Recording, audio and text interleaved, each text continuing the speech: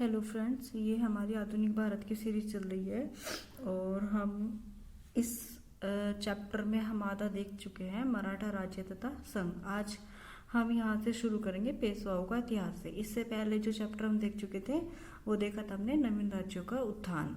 अब इसमें थोड़ा सा मैं ओवरव्यू देती चलूँ कि हमने इसमें क्या पढ़ा है, कि थोड़ा सा कन्फ्यूज़न ना हो। तो इसमें मैं बताऊँगी कि मराठा इतिहास को हम 2 चरणों में देखते हैं। पहले चरण में क्या देखते हैं कि पहले चरण के उत्तरार्ध में देखते हैं औरंगजेब की मृत्यु तक हम देखते हैं, जिसमें शिवाजी, संभाजी और ताराबाई को पढ़ते हैं। फिर नेक्स्ट आता है दूसरे चरण में हमारा उत्तरवर्ती मुगल। उत्तरवर्ती मुगल में हम पेशवा, जिसमें देखते हैं कि पेशवा वास्तविक शासक बन गए थे और मराठा साम्राज्य पेशवाओं के नेतृत्व में मराठा सरदारों का संघ बन गया था। अब उसमें हमने कुछ की पॉइंट्स भी देखे थे जो हर एग्जाम में जैसे एक डेफिनेशन के रूप में पूछ लिया जाता है कि आकस्मिक अग्निकांड किसने कहा है मराठा इतिहास को। तो वो ग्रांड डफ जो इतिहासकार थे हमारे, उनके द्वारा कहा गया है। Rise of the Maratha power की पुस्तक किसकी है, तो ये पुस्तक महादेव गोविंद रनाडे की है। यूजीसी नेट वगैरह में भी ये इतिहास के सिलेबस में क्वेश्चंस पूछ लिए जाते हैं, टीजीटी पीजीटी वगैरह में भी, या फिर वनडे वाले जो भी एग्जाम होते हैं, क्योंकि क्वेश्चंस कहाँ से निकल के आ रहे हैं, क्वेश्चंस डीपली यहीं से निकल के आ रहे हैं। और ये क्वेश्चंस जो वनडे एग्जाम में तो मोस्टली पूछ लिया जाता है कि हिंदू पादशाही या हिंदू धर्मोद्धारक की उपाधि किसकी थी, तो ये शिवाजी की थी। किसकी थी? शिवाजी की थी। लेकिन एक इतिहासकार रहे हैं हमारे सतीश चंद्र जी, उन्होंने इस बात का खंडन किया है। उन्होंने हिंदू पातशाही या हिंदू धर्मोद्धारक के रूप में शिवाजी को नहीं माना है, वो इस बात का खंडन करते। कभी कभी स्टेटमेंट में आ सकता है कि कौन सी इतिहासकार ने जो है शिवाजी के हिंदू धर्मोद्धारक या हिंदू पातशाही उपाधियों का खंडन किया है, तो वो सतीश चंद्र जी आ जाएंगे। अब शिवाजी के गुरु की बात करें तो इनके गुरु रामदास थे और इनकी पुस्तक दासबोध थी। रामदास की पुस्तक कौन सी थी? दासबोध। और वो किसके गुरु थे? शिवाजी के। तो ये हमारा छोटा सा ओवरव्यू हो गया। अब यहाँ से मराठा इतिहास को हम जानते हैं। तो हम मराठा इतिहास में ये जानेंगे कि जो मराठा यानी कि जो महाराष्ट्र में जब ये पहुंच गए थे, उससे पहले ये मेवाड़ से संबंधित थे, मेवाड़ के सिसोदिया वंश से थे। तो वहाँ के मेवाड़ के सिसोदिया वंश से ये किस तरीके से महाराष्ट्र पहुंचे और वहाँ पर इन्होंने मराठा इतिहास की नींव रखी। तो जो शिवाजी के पूर्वज थे वो मेवाड़ यानी कि सिसोदिया वंश के थे। जब अलाउद्दीन खिलजी ने 1303 में आक्रमण किया था तो उसमें क्या हो गया था, ये लोग महाराष्ट्र चले गए थे। इनकी 5वीं पीढ़ी के सज्जन सिंह, जिन्हें सुजान सिंह के नाम से भी जाना जाता है, कहाँ चले गए थे? महाराष्ट्र चले गए थे। फिर इनकी 5वीं पीढ़ी में उग्रसेन। अब यहाँ से हम इतिहास देखते हैं। उग्रसेन के 2 पुत्र हुए, करण सिंह और शुभकरण। अच्छा, जो शुभकरण इनके पुत्र थे उग्रसेन के, तो इनके वंशज भोसले कहलाए। शुभकरण के जो है वंशज भोसले कहलाए।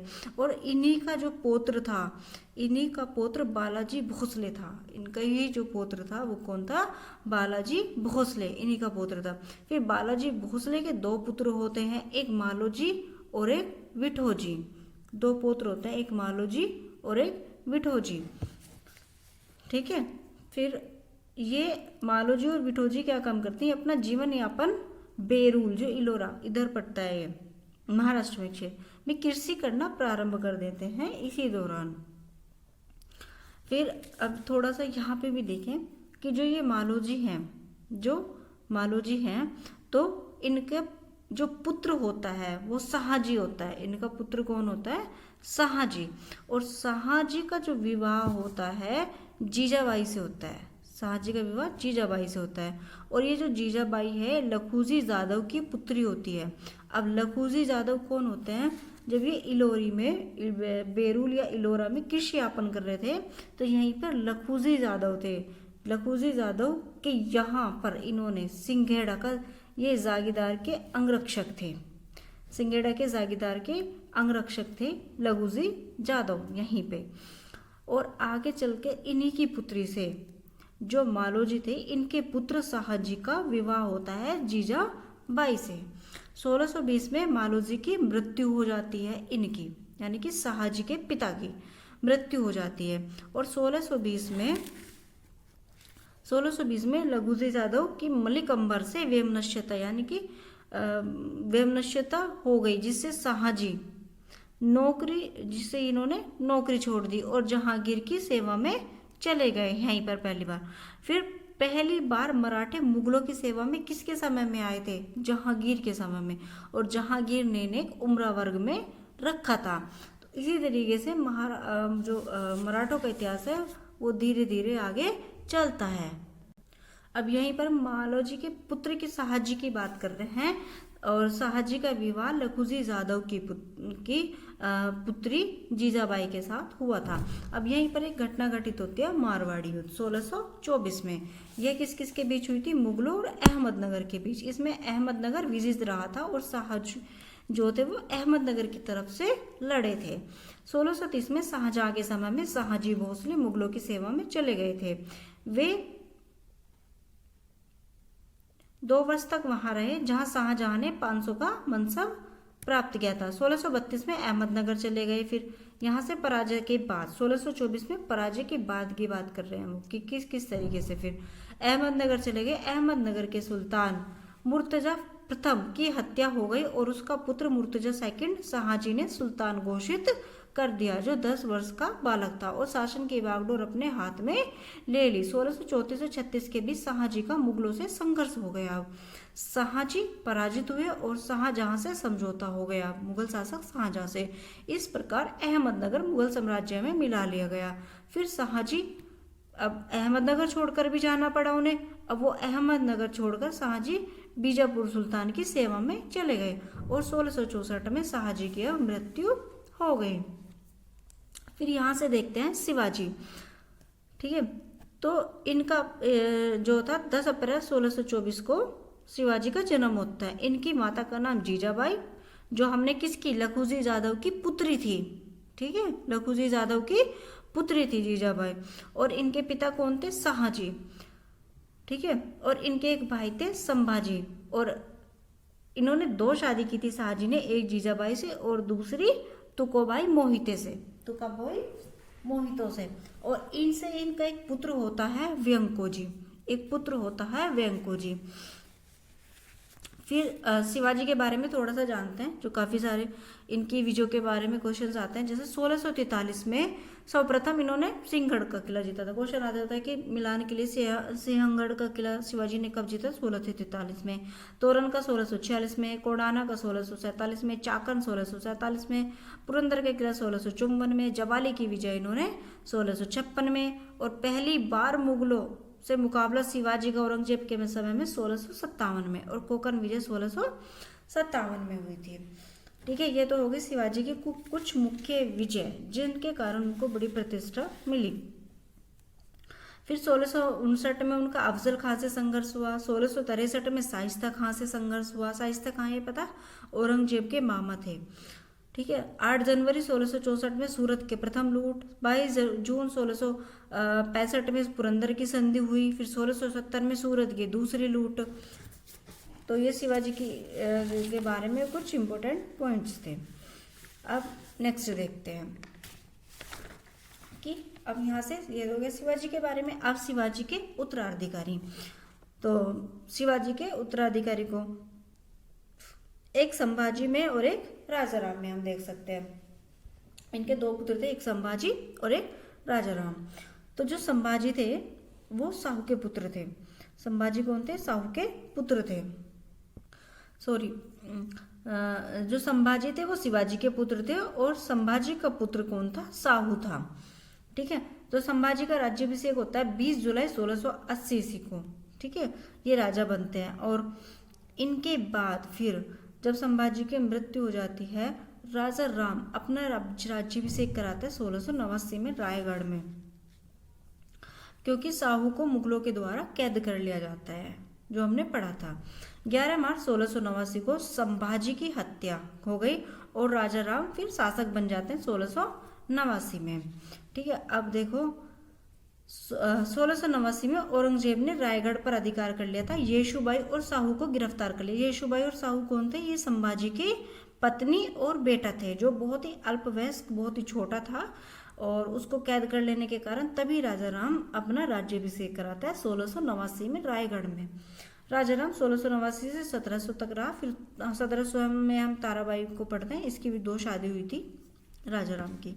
तो लेकिन इसकी एक खास बात है कि इसने एक नए पद प्रतिनिधि की नियुक्ति की, जो पेशवा पद के पहले था, के पहले आता था। एक प्रतिनिधि पद होता था, उसके नीचे फिर होता था पेशवा पद।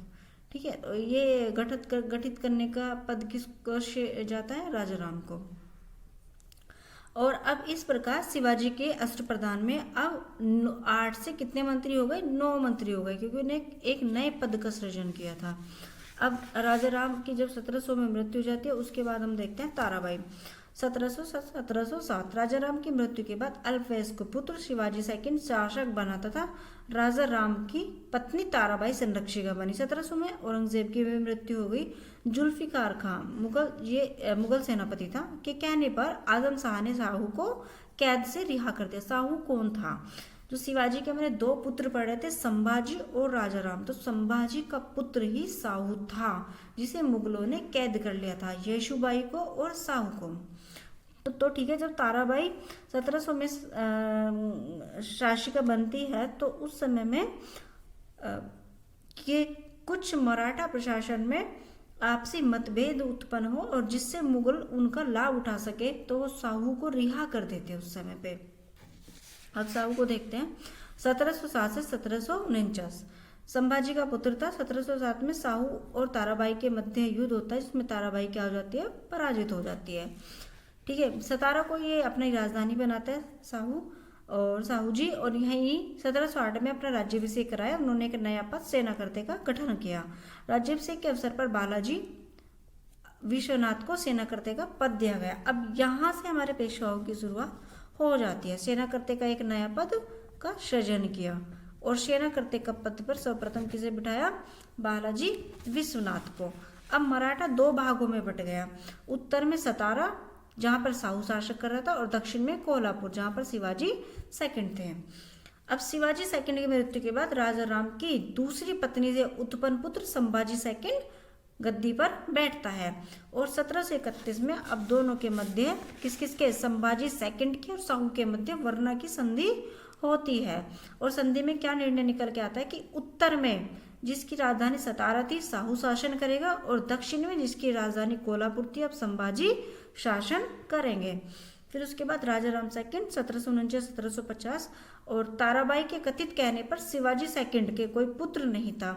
पुत्र राजाराम सेकंड को छत्रपति बनाया गया, और 1750 में बालाजी बाजीराव से राजाराम सेकंड की संगोला की संधि हो गई। इस संधि के अनुसार मराठा संगठन का वास्तविक नेता पेशवा बन गया। अब छत्रपति नाम मात्र का प्रधान रह गया, और सतारा के किले में बंदी की तरह जीवन व्यतीत करने लगा। अब यहाँ हमने थोड़ा ओवरव्यू ले लिया, लेकिन थोड़ा कहाँ, ये तो काफी ओवरव्यू हो गया, थोड़ा सा एक वीडियो में समझ लिया। अब यहाँ से शुरू करेंगे हम पेशवाओं का इतिहास। ठीक है, देखो पेशवा पद क्या है? पेशवा पद होता है राजा के बाद का प्रधानमंत्री का पद। तो एक तरीके से जो राजा का सबसे मुख्य प्रधान अधिकारी यानी कि प्रधानमंत्री का पद पेशवा कहलाया, जो राजा के बाद का स्थान आता है। अब पढ़ते हैं पेशवाओं का इतिहास। पेशवाओं ने महाराष्ट्र को राजनीतिक स्थायित्व और शांति प्रदान की। अपनी योग्यता और शक्ति के बल पर उन्नति करते करते वे स्वयं ही मराठा राज्य के सर्वोसर्वा बन गए। इसका राजनीतिक उत्थान अत्यंत ही रोचक है। तो पढ़ते हैं। बालाजी विश्वनाथ 1713 से 1720, क्या रहा है इनका? 1713 से 1720। बालाजी विश्वनाथ को मराठा साम्राज्य का द्वितीय संस्थापक माना जाता है। ये 1699 से 1708 तक मराठा सेनापति धनाजी यादव की सेवा में रहे थे। 1708 ईस्वी में धनाजी यादव की मृत्यु के पश्चात उसके पुत्र चंद्रसेन यादव के ताराबाई के पक्ष में मिल जाने पर बालाजी विश्वनाथ को साहू की सेवा में आने का अवसर प्राप्त हुआ। 1708 ईस्वी में साहू ने इन्हें सेनाकर्ते का पद प्रदान किया। 1713 में साहू ने इन्हें पेशवा नियुक्त किया। बालाजी विश्वनाथ की मुख्य सफलता 1719 में मुगल बादशाह की ओर से सैयद हुसैन अली द्वारा मराठों से की गई संधि। इस संधि के अनुसार क्या था? देखो, मुगल बादशाह रफीउद्दौला ने साहू को मराठा और साहू द्वारा विचित प्रदेशों का स्वामी मान लिया। दक्षिण भारत में 6 सूबों के चोत और सरदेशमुखी वसूल करने की अनुमति दे दी। इसके बदले में साहू ने अवसर पड़ने पर मुगलों को 15,000 घुड़सवार सैनिकों की सहायता देने और मुगल बादशाह को प्रतिवर्ष 10 लाख रुपए देना स्वीकार किया। रिचर्ड टेम्पल ने इस संधि को मराठों का मैग्ना कार्ट कहा। ठीक है, तो हुसैन अली के साथ विश्वनाथ खांडेराव दामादे के नेतृत्व में मराठा सैनिक दिल्ली गए। फर्रुखशेर को सिंहासन से हटाने में भाग लिया और उसकी जगह रफीउद्दौला को शासक बनाया गया तथा उसी से इस संधि पर हस्ताक्षर करवा लिए गए। यह दिल्ली की संधि के नाम से प्रसिद्ध है। बालाजी विश्वनाथ को राज्य की वित्तीय संसाधनों के निपुण प्रबंधक होने का श्रेय प्रदान किया जाता है। उन्होंने कूटनीतिक, युद्ध तथा संधि इन सभी उपायों का सहारा लेकर उन सरदारों का दमन किया जो मराठा क्षेत्र में उत्पाद मचा रहे थे। ये सरदार थे कृष्णराव खातलकर, धनाजी थोरड, साहू निबालकर, उदयजी चौहान आदि। कुछ को उसने कूटनीतिक द्वारा अपने पक्ष में कर लिया, जैसे परशुराम प्रतिनिधि तथा कान्होजी आंग्रे। आंग्रे को मराठा से नौसेना का प्रमुख सरेखेल का पद सौंपा गया। 30 जनवरी 1715 ईस्वी में आंग्रे द्वारा पराजित जंजीरा की सिद्धि तथा आंग्रे के मध्य बालाजी के प्रयासों से एक संधि हुई, जिसके अंतर्गत उन्होंने मराठा क्षेत्र पर लूट खसोट बंद कर दी। स्मरण रहे कि जंजीरा के सिद्धि शिवाजी की कोंकण नीति में हमेशा से बाधक रहे थे तथा मराठा राज्य में बराबर लूटमार व अत्याचार करते रहे थे। अब यहाँ से हम सेकंड पढ़ेंगे। बालाजी विश्वनाथ 1720 से 1740। बालाजी विश्वनाथ की मृत्यु के पश्चात उसका पुत्र बाजीराव प्रथम पेशवा बना। बाजीराव के सम्मुख बहुत से कठिन कार्य थे। स्वराज का एक भाग जंजीरा की सिद्धियों के अधीन था। शिवाजी के वंशज कोल्हापुर के संभाजी साहू की सर्वोच्चता को स्वीकार करने के लिए तैयार नहीं थे तथा अन्य मराठा सरदार स्वायत्तता प्राप्त करना चाहते थे। बाजीराव प्रथम अपनी योग्यता तथा सूझबूझ के बल पर इन कठिनाइयों पर विजय पाने में सफल रहा। मुगल साम्राज्य के प्रति अपनी नीति की घोषणा करते उन्होंने कहा था, हमें इस जर्जर वृक्ष के तने पर प्रहार करना चाहिए, शाखाएं तो स्वयं गिर जाएगी। स्टेटमेंट पूछने को आता है बाजीराव प्रथम का। बाजीराव ने हिंदू पद पातशाही के आचार का प्रचार किया और इसे लोकप्रिय बनाया। निजाम से संबंध। निजामुल मुल्क आसफ जहां, जो दक्कन के स्वतंत्र हैदराबाद राज्य का संस्थापक था, ने कोल्हापुर गुट को प्रोत्साहित कर मराठों के बीच फूट डलवाने का प्रयत्न किया। बाजीराव ने 7 मार्च 1728 को पालखेड़ा के समीप निजाम को पराजित किया। उससे मुंगी शिवगांव की संधि की। मुंगी शिवगांव की संधि 1728 7 मार्च। इस संधि के अनुसार निजाम ने साहू को चोर तथा सरदेशमुखी देना, संभाजी को सहायता न देना और विजित प्रदेश लौटाना तथा बंदी छोड़ देना स्वीकार किया। निजाम की पराजय से दक्कन में मराठों को सर्वोच्चता स्थापित हो गई। शंभूजी के षड्यंत्र भी असफल हो गए और अंत में उसने अप्रैल 1731 में वारणा की संधि से साहू की अधीनता स्वीकार कर ली। गुजरात विजय। गुजरात से भी मराठे चोत और सरदेशमुखी वसूल करते थे। साहू ने गुजरात से कर वसूलने का भार मराठा सेनापति त्र्यंबकराव दाम्भिदे को दिया, परंतु दाभादे इससे संतुष्ट न था और वह मालवा तथा गुजरात के संयुक्त चोत पर अधिकार करना चाहता था। उसने निजाम से मित्रता कर ली। अतः दाभादे के प्रभाव को रोकने के लिए 1731 में बाजीराव ने त्र्यंबकराव के विरुद्ध सैनिक कार्यवाही आरंभ कर दी। डभोई के युद्ध में त्र्यंबकराव मारा गया और उनके स्थान पर पिलाजी गायकवाड़ का अधिकार गुजरात में स्थापित किया गया। अंत में 1738 में गुजरात मराठा राज्य में मिला लिया गया। यानी कब मिला लिया गया गुजरात मराठा राज्य में? 1738 में। नेक्स्ट, मालवा विजय। मालवा उत्तर भारत तथा दक्कन को जोड़ने वाली एक कड़ी के रूप में था। दक्कन तथा गुजरात को जाने वाले व्यापार मार्ग यहाँ से गुजरते थे। बालाजी विश्वनाथ ने 1719 में मालवा से चोत प्राप्त करने का असफल प्रयत्न किया था। 1728 में मालवा पर आक्रमण किया। यहाँ के सूबेदार गिरधर बहादुर को अमजेरा के युद्ध में पराजित किया गया। उदासी पवार तथा मल्हार राव होलकर ने आक्रमणों में मुगल सत्ता की जड़ें उखाड़ डाली। सवाई जैसी मोहम्मद खां बंगा जैसे मुगल सूबेदार मराठों के आक्रमण को रोकने में असफल रहे। 17 नवंबर 1734 को पिल्लेजी जादव ने वजीर आजम कमरुद्दीन खां को पराजित किया। 1735 तक मालवा पर मुगलों की सत्ता लुप्त हो गई। अब है बुंदेलखंड की विजय। बुंदेल राजपूतों के एक कुल के थे। वे मालवा के पूर्व में यमुना तथा नर्मदा के बीच पहाड़ी प्रदेश में राज्य करते थे। बुंदेलखंड इलाहाबाद की सूबेदारी में था। जब मोहम्मद खां बंगस इलाहाबाद का सूबेदार नियुक्त हुआ तो उसने बुंदेलों को समाप्त करने की ठानी। उसने जैतपुर जीत भी लिया। बुंदेल नरेश छत्रसाल ने मराठों की सहायता मांगी। 1728 में ने बुंदेलखंड के सभी विजित प्रदेश मुगलों से वापस छीन लिए। छत्रसाल ने पेशवा की शान में एक दरबार का आयोजन किया। दरबार में एक मुस्लिम नर्तकी मस्तानी को पेश किया गया तथा कालपी, सागर, झांसी और हृदयनगर पेशवा की जागीर निजी जागीर के रूप में भेंट किया गया। अब दिल्ली पर आक्रमण तथा भोपाल का युद्ध। बाजीराव 29 मार्च 1737 को दिल्ली पहुंचा। वहां केवल 3 दिन ठहरा। 31 मार्च को मालवा की सूबेदारी तथा 13 लाख की वार्षिक नकद धनराशि की अदायगी का आश्वासन दिए जाने पर वहां से हट गया। 1737 ईस्वी में ही मुगल बादशाह ने निजाम को मराठों के विरुद्ध भेजा। बाजीराव के भोपाल के निकट निजाम को घेर लिया और ऐसी स्थिति पैदा कर दी कि उसे बिना युद्ध के 7 जुलाई 1738 को दुराई राय की संधि के लिए विवश होना पड़ा। इस संधि की शर्तें पूर्णतः मराठों के अनुकूल थी। निजाम ने संपूर्ण मालवा प्रदेश तथा नर्मदा से चंबल के इलाके की पूरी तरह मराठों को सौंप दिया। इन शर्तों को बादशाह से मंजूर कराने तथा 50 लाख रुपए की अदायगी का वायदा भी किया गया। इस प्रकार मालवा प्रदेश एक प्रकार से मुगल साम्राज्य से छिन गया। अब बसीन की विजय 1739 में मराठों ने चिमनाजी के नेतृत्व में पुर्तगालियों से उत्तरी क्षेत्र में स्थित उनकी राजधानी बसीन छीन ली। यूरोपीय शक्तियों के विरुद्ध यह मराठों की महानतम विजय थी। इस क्षेत्र में प्राप्त राजस्व की 2.5 लाख रुपए राशि प्रतिवर्ष थी। बसीन विजय के पश्चात पेशवा ने निजामुल मुल्क के पुत्र तथा नायब नासिर जंग के खिलाफ अभियान किया, क्योंकि उसने निजाम के साथ हुई संधि के दावों को स्वीकार किया था। 7 मार्च 1740 को नासिर जंग की मुंगीपेट की संधि हुई। कब हुई थी मुंगीपेट की संधि? कभी कभी मिलान में आ जाता है। 7 मार्च 1740 को दोनों ही पक्षों ने एक दूसरे के अधिकृत प्रदेशों पर अधिकार न करने व शांति का बर्ताव करने का वादा किया। इसी काल अवधि में राणोजी सिंधिया ने मालवा के सिंधिया वंश की स्थापना की। इस प्रकार राजधानी उज्जैन थी। बाद में यह ग्वालियर की स्थानांतरित हो गई। मालवा के एक भाग का अधिकार मल्लावराव होलकर को सौंपा गया। इन्होंने इंदौर के होलकर राजवंश की स्थापना की। पिलासी गायकवाड़ गुजरात में स्थापित हुए और बड़ौदा में इन्होंने अपनी राजधानी बनाई। नागपुर के भोंसले वंश ने साहू के साथ सगोत्र संबंध होने का दावा किया।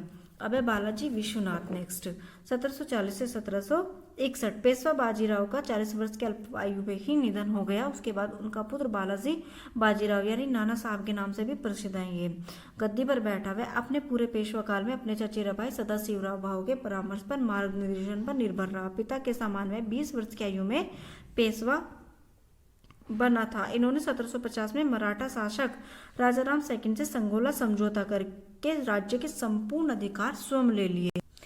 इनके काल में मराठा राज्य का सर्वाधिक प्रसार हुआ। फिर मालवा और बुंदेलखंड में मराठा शक्ति।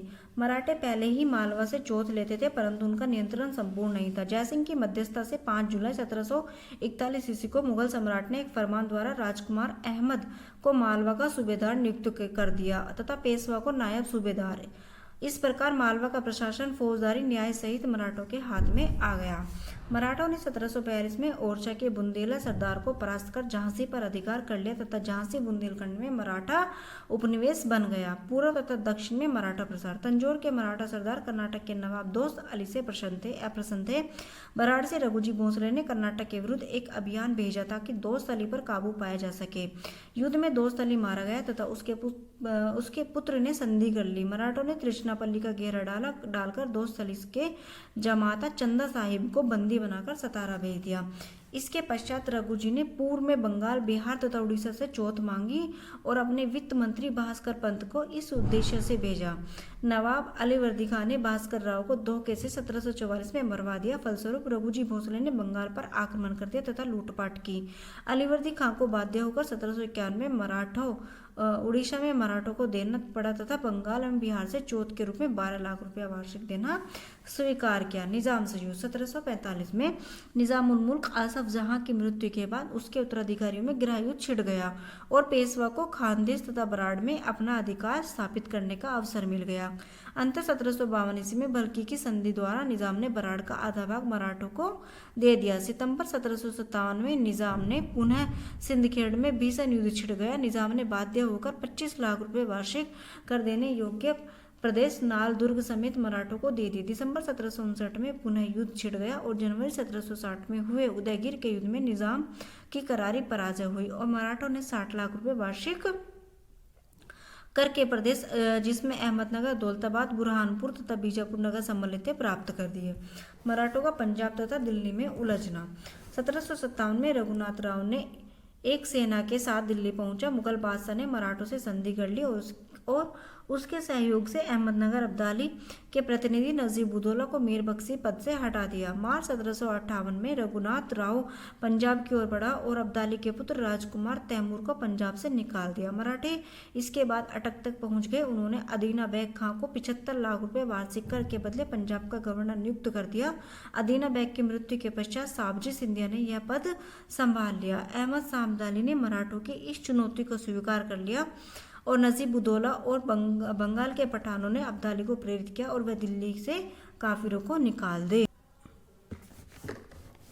नजीबुद्दौला ने अवध के नवाब शुजाउद्दौला, रेहला सरदार हाफिज रहमत खां, सादुल्ला तथा दुंदी खां का समर्थन भी दिलवाया। दूसरी ओर गाजीउद्दीन ने 30 नवंबर 1759 को सम्राट आलमगीर सेकंड का वध कर दिया। इस कारण अब्दाली गाजीउद्दीन को दंड देना चाहता था। सिडनी ओवन के अनुसार अहमद शाह अब्दाली एक कट्टर मुस्लिम होने के कारण मराठों के अपने सहधर्मियों के विरुद्ध अभियानों का विरोधी था, अतः उसने युद्ध का निश्चय किया। फलस्वरूप पानीपत का तृतीय युद्ध प्रारंभ हो गया। पानीपत का तृतीय युद्ध कब हुआ? 14 जनवरी 1761। बालाजी बाजीराव के समय की यह प्रमुख घटना। यह युद्ध मराठों और अफगानिस्तान के शासक अहमद शाह अब्दाली के मध्य हुआ था। इस युद्ध में अहमद शाह अब्दाली विजित हुआ और मराठे पराजित हुए। 1759 के अंतिम दिनों में अब्दाली ने सिंधु नदी पार की तथा पंजाब को जीत लिया। शाहबाजी तथा दत्ताजी सिंधिया उसे रोकने में असमर्थ रहे और दिल्ली की ओर लौट आए। दिल्ली के उत्तर में लगभग 10 मील दूर बराड़ घाट के छोटे से युद्ध में दत्ताजी मारे गए। जनकोजी सिंधिया तथा मल्हार राव होलकर भी अब्दाली को रोकने में असमर्थ रहे। पेशवा बालाजी बाजीराव ने सदाशिवराव भाव को दिल्ली भेजा। भाव ने 22 अगस्त 1760 को दिल्ली पर अधिकार कर लिया। 14 जनवरी 1761 ईस्वी को पानीपत के मैदान में दोनों पक्षों के बीच युद्ध हुआ। मराठे पराजित हुए। प्रसिद्ध इतिहासकार J.N. सरकार के अनुसार महाराष्ट्र में संभवतः ही कोई परिवार ऐसा रहा होगा जिसने कोई न कोई संबंधी न खोया हो तथा कुछ परिवारों का तो सर्वनाश हो गया। इस युद्ध में नजीबुद्दौला के अवध के नवाब शुजाउद्दौला, रोहेला सरदार हाफिज रहमत खां और सादुल्ला खां से अब्दाली को समर्थन दिलवाया। जाटों यानी सूरजमल राजपूतों एवं सिखों ने भी मराठों का साथ नहीं दिया। मल्हार राव होलकर युद्ध में से भाग गया। युद्ध में पेशवा का पुत्र विश्वासराव, सदाशिवराव भाव, जसवंतराव पवार, तुकोजी सिंधिया, पिल्लोजी जाधव जैसे 27 महान सरदार, सैकड़ों की संख्या में छोटे सरदार, 28,000 मराठा सिपाही काम आए। पानीपत के युद्ध में हार के कारण मराठों की प्रतिष्ठा को भारी क्षति हुई। इब्राहिम खां गर्दी का भारी तोफखाना इस युद्ध में उपयोगी सिद्ध नहीं हुआ, जबकि अब्दाली की ऊंटों पर रखी घूमने वाली तोपों ने मराठों का सर्वनाश कर दिया। मल्हारराव होलकर के बीच ही भाग निकला। इब्राहिम खां गर्दी ने मराठा तोपखाने का नेतृत्व किया। गार्दी हैदराबाद के निजाम की सेना में भूसी के अधीन लड़ने के पश्चिमी तरीकों से प्रशिक्षित हुआ। इस युद्ध में पराजय को बालाजी बाजीराव सहन नहीं कर सका और 1761 में उसकी मृत्यु हो गई। पेशवा को सूचना व्यापारियों द्वारा मिली और युद्ध में उन्होंने कहा कि युद्ध में 2 मोती विलीन हो गए हैं। ठीक है। पानीपत के युद्ध का राजनीतिक महत्व। पानीपत के युद्ध में का प्रभाव इतिहासकारों में मतभेद है। मराठा इतिहासकार के अनुसार मराठों ने 75,000 सैनिकों के अतिरिक्त राजनीतिक महत्व का कुछ नहीं खोया। अब्दाली को भी इससे कोई विशेष लाभ नहीं हुआ। G.S. सरदई लिखते हैं कि युद्ध स्थल में मराठों के सैन्य बल को इतनी अधिक क्षति हुई, इसके अतिरिक्त इस युद्ध में कुछ भी निर्णय नहीं किया जा सका। एक लेखक सिडनी ओवन ने इस युद्ध के विषय में लिखा है कि इससे मराठा शक्ति कुछ काल के लिए चूर चूर हो गई। यद्यपि यह बहुमुखी दैत्य मरा तो नहीं, परंतु इतनी भली भांति कुचला गया कि यह लगभग सोया रहा तथा जब यह जागा तो अंग्रेजी से निपटने के लिए तैयार थे तथा अंत में इसे जीतने तथा समाप्त करने में सफल हुए। पानीपत के तृतीय युद्ध के प्रत्यक्षदर्शी काशीराज पंडित के शब्दों में पानीपत का तृतीय युद्ध मराठों के लिए प्रलयकारी सिद्ध हुआ। श्री R.B. सरदेसाई लिखते हैं कि पानीपत के तृतीय युद्ध ने यह निश्चित नहीं किया कि भारत पर कौन शासन करेगा, बल्कि यह निश्चित किया कि भारत पर कौन शासन नहीं करेगा, अर्थात अब मराठे शासन नहीं करेंगे। अप्रत्यक्ष रूप से पानीपत के युद्ध में भारत ने सर्वोच्चता के संघर्ष के लिए एक अन्य प्रतिद्वंदी ला खड़ा किया। वास्तव में यह इस युद्ध का सीधा परिणाम था, अतः इसने भारतीय इतिहास को एक नया मोड़ दे दिया। मराठों की पराजय सिख राज्य के उदय में सहायक बनी। अब माधवराव 1761 से 1772। पानीपत की हार के बाद माधवराव ने मराठों की खोई हुई प्रतिष्ठा को पुनः बहाल करने का प्रयत्न किया। उसने हैदराबाद के निजाम और मैसूर के हैदर अली को चोट देने के लिए बाध्य किया। इससे दक्षिण भारत के मराठों के सम्मान को पुनः स्थापित करने में सहायता मिली। इसी के काल में मुगल बादशाह आलम सेकंड 1772 ईस्वी में अंग्रेजों के संरक्षण में आ गया। 1772 में मुगल बादशाह आलम सेकंड अंग्रेजों के संरक्षण को छोड़कर इलाहाबाद से दिल्ली आ गया। ठीक है, किसके? माधवराव के शासनकाल में, और मराठों की संरक्षितता स्वीकार कर ली। माधवराव का अपने चाचा रघुनाथ राव से मतभेद हो गया, क्योंकि 1765 ईस्वी में रघुनाथ राव ने मराठा साम्राज्य को विभाजन की मांग की। माधवराव इसी बीच 1772 में क्षय रोग से मर गया। इसकी मृत्यु के साथ ही मराठा साम्राज्य का पतन प्रारंभ हो गया। माधवराव अंतिम महान पेशवा थे। उनकी मृत्यु के बाद मराठा राज्य गहरे संकट में आ गया। इतिहासकार ग्रांट टफ ने लिखा है कि पेशवा की इतनी शीघ्र मृत्यु पानीपत के युद्ध के क्षेत्र में मराठों की पराजय से कहीं अधिक घातक थी। नेक्स्ट, नारायण राव 1772 से 73। माधवराव की मृत्यु के बाद उसका छोटा भाई नारायण राव पेशवा बना, लेकिन 1773 में उसके चाचा रघुनाथ राव ने पेशवा बनने के लिए नारायण राव की हत्या कर दी। माधव नारायण राव 1774 से 95। नारायण राव की मृत्यु के बाद जन्मा उसका पुत्र माधव नारायण राव पेशवा बना। नाना फडणवीस के नेतृत्व में मराठा सरदारों ने मराठा राज्य की देखभाल के लिए 12 भाई कौंसिल की नियुक्ति की। प्रमुख मराठा सरदारों की चुनौती का सामना करने में अपने को असमर्थ पाकर रघुनाथ राव पूना से भागने पर मजबूर हो गया और बंबई जाकर नाना फडणवीस के विरुद्ध अंग्रेजों से सहायता मांगी। उसके इस दुर्भाग्यपूर्ण प्रयास ने आंग्ल मराठा युद्ध की भूमिका तैयार कर दी। अब अंग्रेजों और मराठों का संघर्ष।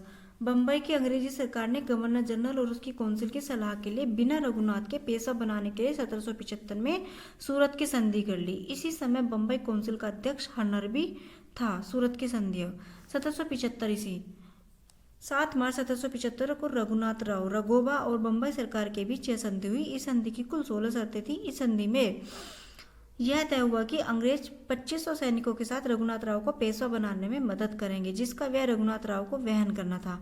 इसके बदले में सालसेट और बसिन के आसपास के टापू तथा सूरत एवं बड़ौज की आय अंग्रेजों को प्राप्त होनी थी। इस संधि में यह भी तय हुआ कि बंगाल एवं कर्नाटक में मराठे आक्रमण नहीं करेंगे। और इसके साथ ही प्रथम आंग्ल मराठा युद्ध प्रारंभ होता है 1775 से 82। अब ये हम करेंगे नेक्स्ट वीडियो में। आज के लिए इतना ही, कि काफ़ी फिर लंबी हो जाएगी। इसमें हम मराठा युद्ध देखेंगे, पूना संधि देखेंगे और पेशवाओं के अंतर्गत मराठा प्रशासन देखेंगे नेक्स्ट वीडियो में। तो मिलते हैं नेक्स्ट वीडियो में। Okay, thank you.